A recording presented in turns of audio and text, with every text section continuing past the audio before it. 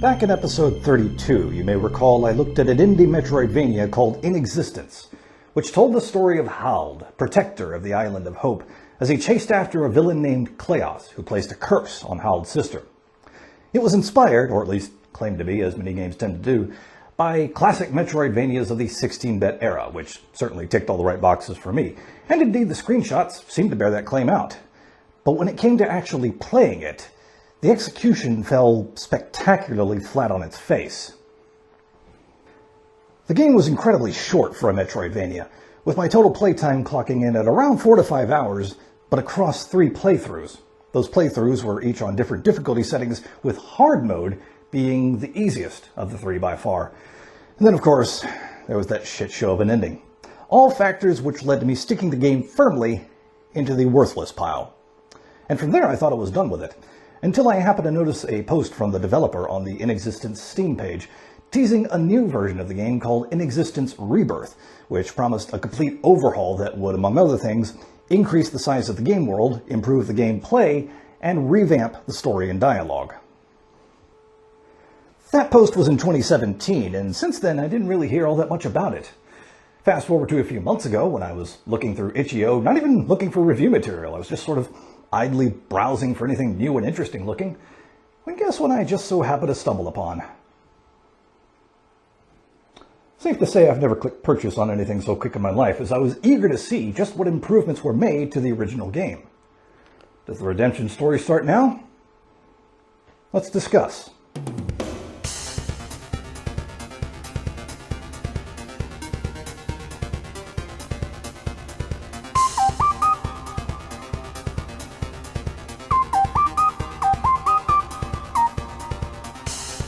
Since we're basically looking at a game I've already covered, just with more stuff added, this video is going to be almost equal parts comparison between this version of Inexistence and the old version, and a review of the new features. As the first game opened and introduced us to Hald and his sister, they were portrayed as sort of Chosen One-esque figures, being named protectors of the Isle of Hope by the gods. Although they're still protectors in the new game, Rebirth's intro does away with the Chosen One status, but apart from that, the opening scene is more or less identical. Kleos appears in the siblings' hut, puts a curse on the sister, who, no, still doesn't have a name in this game, tosses Hald around for good measure, and sods off with Hald hot on his heels. As the gameplay begins, pressing back on the gamepad or space on the keyboard gives us an early glimpse at one of the major changes introduced in Rebirth, an honest-to-goodness traditional Metroidvania map. Now, the old Inexistence had a map as well, but it was only for one specific area, and you had to dig around in your inventory to find that. Plus, I think I'm right in saying, even when you were in that area, the map didn't track your position in the various rooms. Since I tend to play Metroidvanias with my gamepad, I'll be referring to those controls from here on out, and as far as basic skills and abilities go, nothing's changed from the original game. The left stick moves Hald, A jumps, X attacks with your sword, B fires your magic, Y brings up the stat screen, and either shoulder button will make Hald do a backward dodge. New to Rebirth is the ability to automatically grab ledges, a welcome addition in my book and one which has definitely saved my ass at least once. In the original game, Hald could gain new skills, like a double jump, by defeating certain bosses, and that aspect is carried over into the revamp. Where Rebirth differs, however, is the addition of even more abilities that can be purchased with skill points, which can be obtained either by leveling up or by finding skill point pickups hidden throughout the world. These new abilities can be passive, like gradually healing over time or being alerted when there's a hidden chest in a room. Active, such as the new spells you can cast by pressing up or down along with the B button, or an extra move at the end of Hald's standard sword combo, or even have a one-time immediate effect like increasing Hald's max HP by 100. Most of these new skills are incredibly useful and reasonably priced, though one or two, such as the ability to do a forward roll dodge, are head-scratchingly expensive and really should have just been lumped into Hald's standard moveset. Speaking of things that are head-scratchingly expensive, let's talk shop. As in the shop, which makes its return in Rebirth. Apart from a few pieces of weaponry and armor, one of which is called the Chozo armor. Yes, this game is still making references, although it's been toned down somewhat. The shop offers some consumable items for sale, namely the potion, super potion, teleport stone, which warps you straight back to the shop, and antidote, which, by the way, actually has a use now, since it is possible to get poisoned in Rebirth. And I won't lie, the prices for some of these items caught me off guard. 200 coins for something as simple as a basic potion, 100 for an antidote. I felt like those prices were way too high for some reason, and so I decided to compare them against similar items in other Metroidvania shops.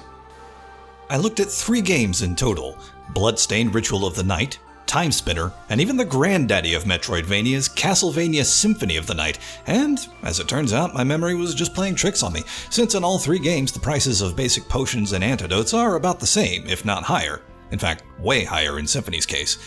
But even with those prices, they're still more affordable, or at least easier to obtain, than Inexistence Rebirth because of 2 factors. 1. Money is more easily accruable in the 3 examples I've mentioned, since not only can you gain it by destroying candles and the like, it's also frequently dropped by enemies. Plus, the value of the money pickups varies, ranging from as little as 1, 5, or 10 to as much as 50, 100, 250, maybe even 500 or 1,000 if you're lucky enough, whereas in Inexistence Rebirth, you only get coins by destroying these blocks, and every single coin pickup only gives you 5 coins. Though it seems like you'll sometimes get an extra 5 if you pick up a group of coins quickly enough. Now yes, there are chests scattered throughout the world that'll give you coins in the triple digits, but these are rarer than the floating blocks, plus once you've opened them, they don't respawn. 2. In the other 3 games, you could do something in the shops that you can't do in either version of Inexistence, and that is, sell your shit! The borked economy is a symptom of the overlying problem I have with Inexistence Rebirth. The revamp brings in several new features which greatly improve the gameplay experience, to be sure, like the returning save fountains, which not only refill your health and save the game like last time, but this time they're in their own dedicated save rooms, and they also double as teleporters. But there were other problems that seriously needed to be fixed, but were left unchanged. Case in point, the difficulty. Rebirth has 4 game modes. Normal and hard difficulties return from the original Inexistence, along with the addition of easy difficulty, plus a brand new mode which I'll get into in a bit. My first playthrough was on easy mode, which provided about the same experience as normal mode in the first game, apart from the total game time, since with more content added, of course the game's bound to be longer, making my first playthrough around 5.5 hours. When I tried hard mode in the first game, which, as the name implies, should be, just a tad bit harder, I completed it in about an hour, roughly a third of the time as that game's normal mode. Plus, I also noted in my original review that even though you could place additional points in various stats every time you leveled up, all you really needed to do to easily beat the game was just keep loading points in strength. You didn't even need to bother getting a better sword. So to see whether this was still the case in Rebirth, I started a new game, set the difficulty to hard, and employed that dump everything into strength and don't upgrade the basic sword strategy. And again, apart from an extended playtime due to the larger world size, I had exactly the same result. The game was a near cakewalk, which again took a fraction of the time as an easier difficulty.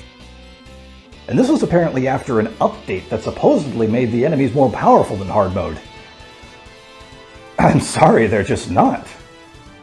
Sister Mode is the brand new mode to Rebirth, and I was intrigued by the prospect of it. I mean, it's gotta be something special since you have to beat the game at least once to unlock it.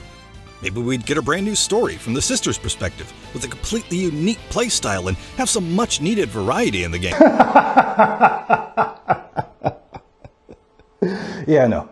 Sister Mode is just time attack from the first game, but minus the timer. The cutscenes are done away with, as are all the pickups, with the exception of coins, which is a bit strange considering the shop is also gone. And since you can't buy items, the only way of curing yourself if you get poisoned is to heal at a save fountain. The sister controls exactly the same as Hald, with a few minor differences in her play style. She starts with all of Hald's abilities unlocked, except for those that require defeating a boss.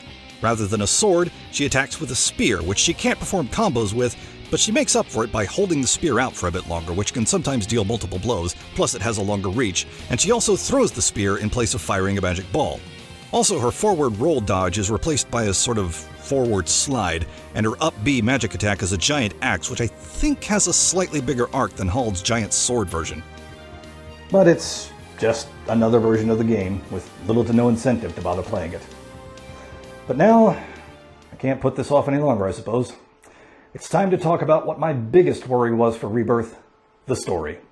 If you haven't played the original game or you haven't seen my review of it, I'm going to go ahead and put a time code on the screen that you can jump to skip to the final verdict if you want to check either version of the game out and avoid spoilers. But just know this, it gets dark from here. So yeah, my biggest, most major gripe with the original version of Inexistence was its story, more specifically how it ended.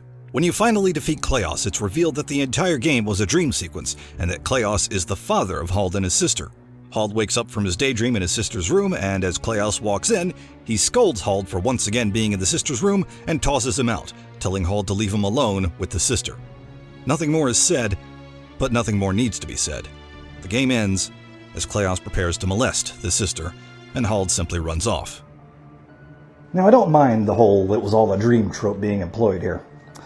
My problem was that not only did the ending not match the tone of anything we had seen before up to that point, so it just came out of nowhere, but it effectively rendered everything we had done up to that point, the entire journey you embarked upon, the fighting you had to do to get to Kleos, defeat him, and rescue your sister, useless, null and void, no point to it.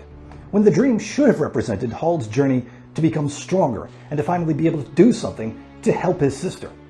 My greatest, sincerest hope from the moment I first saw the post teasing the making of Rebirth was that one of the changes made would be a tweak to the story. Just something, anything, to give us a more worthwhile ending.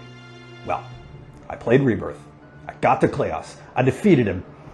And I got the exact same ending. I sat there with growing disbelief as I watched the same shitty ending play out shot for shot, word for word, hoping against hope that Rebirth would throw a sudden swerve and Hald would surprise us all, standing tall and protecting his sister, saying, "Nope, not anymore, Kleos," bringing some kind of meaning to his dream, and thus all the work we did to get to this point, but no. He still gets tossed around. He still runs out of the room without a word. The sister still gets the same nightmarish treatment. Though we do get something new, in the form of a brief epilogue which basically says, yeah, dreams are nice, but life is still shit, so you may as well accept that. I don't think I've ever been quite as disappointed by a game's ending as I have with Inexistence Rebirth. That's actually another reason I played another run on hard mode. I thought maybe since I beat the game on easy mode I got the bad ending, so to speak, but no. Same ending, no matter the difficulty. I suppose I have to credit the dev at least a little bit for including the new epilogue, which gives us at least some explanation behind the ending, but at the end of the day, it's still a needlessly dark ending, which nullifies everything you did to get to that point, and I just can't get past that. I'll freely admit that Inexistence Rebirth is an upgrade over the original Inexistence, which does indeed fix some of the problems that first game had. But the problems that remain, especially the ending, leave a huge negative impact on what is still a fairly average game, despite the improvements. Maybe we'll be in for a better time next week, when I dip into a genre. What the hell happened? Why are my clothes suddenly different?